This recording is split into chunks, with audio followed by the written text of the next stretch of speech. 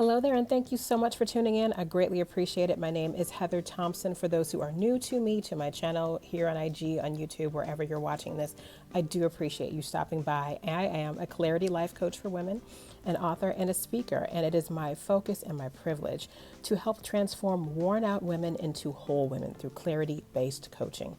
And today we're talking about a topic that is near and dear to my heart, especially since at the time of recording this video, it is the end of Q2 and July, which starts in just a few days, is going to usher in Q3 of 2019. Can you believe it? I know I can, but at the same time, it seems like time is just flying by. So let's focus on something I'm seeing a lot in my timelines and social media. I'm hearing in conversation, and I think it's time I bring this to my page. If you want freedom, you have to change your idea of success. This is essential for everyone, for absolutely everyone, no matter what genre you're working in, no matter what you do in life. You do have to change your idea of success sometimes if you want to see a particular freedom that you haven't received.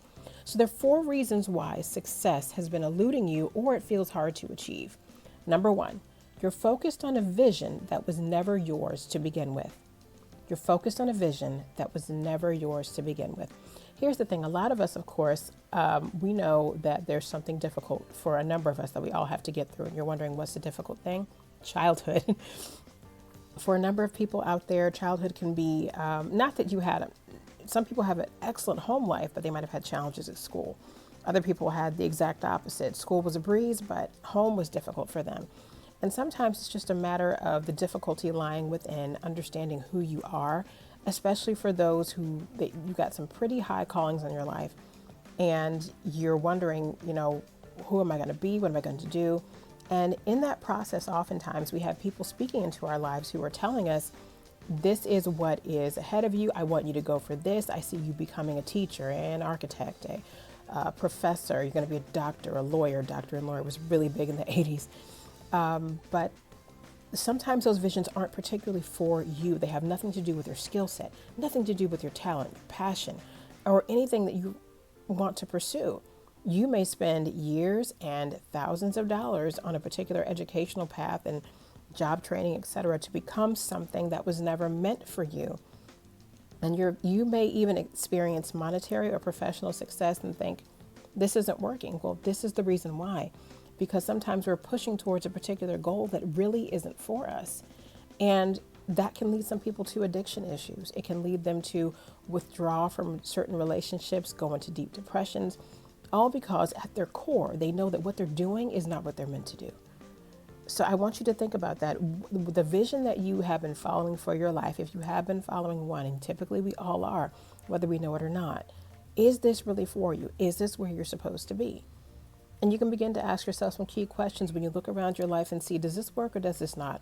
Am I thriving or am I barely functioning, or is this absolutely dysfunctional? You will begin to see patterns emerging, answers emerging as you ask yourself that question. Number 2, you're stuck on success looking one particular way. You're stuck on success looking one particular way. This trips up so many of us. How many of us have written lists? I know I have. Where you say, you know what, I believe that I'm going to, by 25, I'm going to be a partner in this particular small business that I'm working for. I'm planning to be a mother and a wife by the age of, insert whatever age you may say. A lot of us have, kids by 35 at the latest, maybe 30. You have a particular level in your career that you want to aspire to. There's something that you want. And something that may have even been pushed on you a little bit, that you're saying, well, I should reach this. I am X age. I should have this. I should have these many friends. I should have traveled to this many continents. We put so much pressure on ourselves that is not supposed to be there. And we're wondering why we're feeling so stressed out, why things aren't working the way we want them to. And it's because we're following a particular guideline, because we're trying to be on our city's, top 40, under 40 list. I see a lot of those. Top 30 by the age of 30. And when you put that kind of pressure on yourself, you have no idea what you're doing, not just to your own mind, but to your body, to your relationships, to your drive, to you're putting a tremendous amount of pressure on yourself in many different areas of your life because you're sticking to a timeline that you were never assigned to stick to. It's great to have goals, but as I remember, I know people don't talk about this show now, but in the Cosby Show, Claire Huxtable, her character, she was mentoring some college graduates at Hillman College, or soon to be college graduates. One of them had this laundry list of things she wanted to accomplish in a particular order. And Claire said, basically, that is seriously impressive, but I want you to keep in mind, this could fall apart. You want to go to Sag Harbor could sag. Basically, what are you going to do? Do you have any room in your mind, within your spirit, within your soul for realizing that things may not work out the way you want them to? And if that happens, what are you going to do?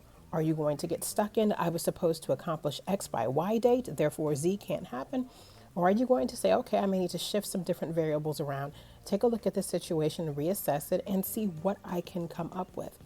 Because too many times we stick to timelines that become glue in our lives, and we become very upset and disoriented when we don't get what we want. Don't bring that unnecessary chaos into your life. If you need to let go of success looking a particular way, do so in order to get the peace that's necessary to do all the other things that you're required to do. So number 3, we're talking about, again, 4 reasons why success has been eluding you or it feels hard to achieve. You want champagne results on beer effort. This is big for people who are small business owners, especially for the first time, whether you're solopreneurs, whether you're working with a small team. It's very easy on social media to see people who are saying that they're getting 6-figure results after X months of work, 7-figure results after 2 years of work, and you think, awesome, that's going to happen for me too. Not necessarily. Sometimes, and often say oftentimes, consider how many businesses fail within the first, 2-3 years of being in operation. Consider how sometimes you're just not ready for what you want. You might have worked on a business plan, but you never thought about what could happen if things don't go the way that I want. Or, plain and simple, life can happen. The death of a loved one. You have an unexpected child, and you have to shift your availability. I know mothers can relate to that one, and fathers too. All kinds of things can happen. You get an opportunity for a new job while you're building your business, but it's on the other side of the country. Anything can happen. Injuries can sideline you. Long-term sickness can sideline you as well, or someone you love. And when these things happen, you have to understand that work still has to be done. If you are a small business owner, you have to have contingency plans in place. You may have to be willing to shut down, but I feel like I got a little off topic here, but it all happens when it comes to business. It all happens when it comes to leadership. And if you want particularly champagne results, you have to be willing to put in the work.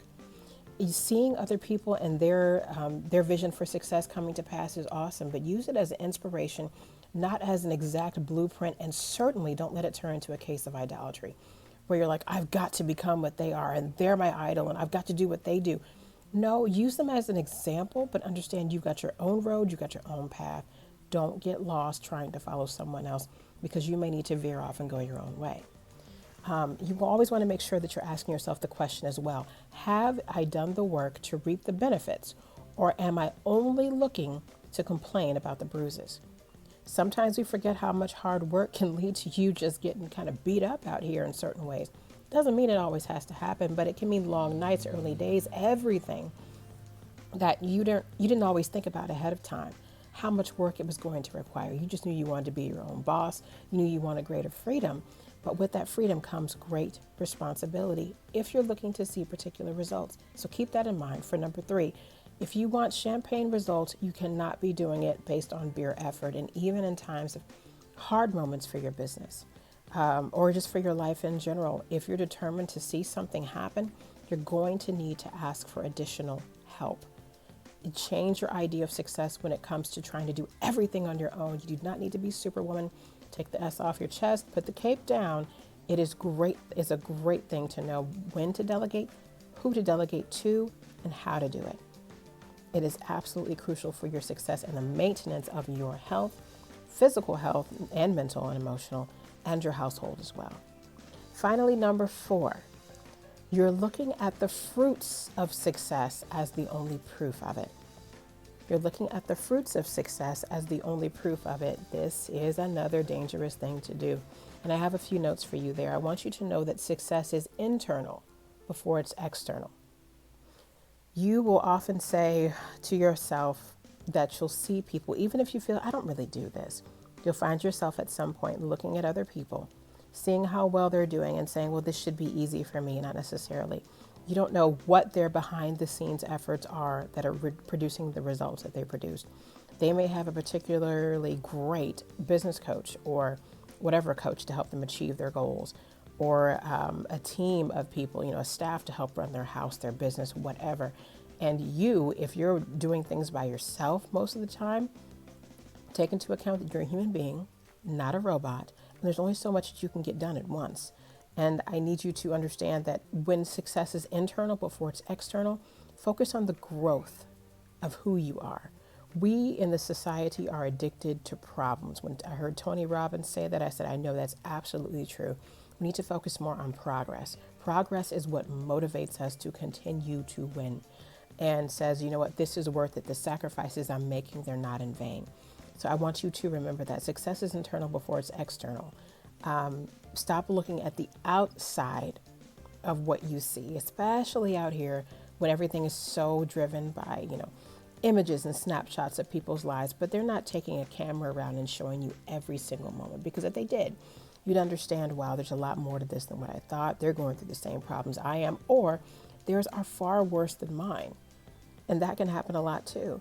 Also, I want you to know that when your character improves or your integrity matters more to you than your ego, that's success too. When your character is improving and when your integrity matters more to you than your own ego, that is success as well. Don't look at something that you can purchase as the only proof of you being a success. Don't do that, because a car meant you could afford it. There's enough money there. But what if you're the type of person who pulls everybody off of the ladder of success, just proverbially speaking, in order for you to get higher? What if you're a manipulator? No one can trust you. What if, you have a great car in your driveway, but when you get inside the house, there's all kinds of just a lack of rest in there, because you have people who are tired of you being gone. You have people who you don't check in with. Or even if you're coming home to just yourself, you're like, I don't really want this anymore, but you're not willing to do anything to shift your life around to get that family that you want or the companion that you want. So here's an example of other things that are that are success right now where you're at. Peace in your home, consistent food on the table, honesty and reciprocity in your relationships, taking on and completing a daily goal list. That's a big one. Losing the 5 pounds before you reach the 50, not smoking for the second week in a row, finding ways to not yell at your children when they don't listen, making sure that you do what you say you're going to do, being a man or a woman of your word. This is what winning looks like on a daily basis. So I want you to reconsider majorly, very importantly, your idea of success, because if you want freedom, that's one of the most important things for you to do, so that when that idea of your high level comes or whatever it is, you're still the person that you want to be, and you didn't have to sacrifice the best of who you are to get the supposed best of what the world has to offer. You don't want to get the best and be at your worst. So let's shift how we look at success, starting right here and now, in order to see greater things to come in Q3 and beyond of this year. So thank you so much for tuning in. I appreciate it. And I will be back with another video next week. That is my goal here on this channel. And I will continue to do the same on Instagram. Thank you so much for your time. Have a great day. And as I always say, if you feel that you're not having a great day, make it one. It is within your power to do so. God bless. Take care. And I'll see you soon. Bye.